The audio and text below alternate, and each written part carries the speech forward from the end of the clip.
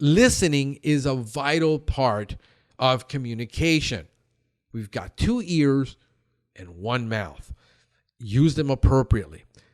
We tend to sometimes to not want to listen because we already know what we're running into. We already know it's a German roach problem.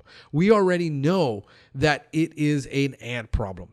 But the customer wants to feel listened to, and what happens is nobody's listening to them. And this will save you a lot of trouble down the line when the customer, I tried to tell you, but you wouldn't listen to me. So find out in the initial visit, what is the problem? They will tell you where they're seeing the problem. They'll tell you where everything is visible. This is a good indication of where the pest problem is.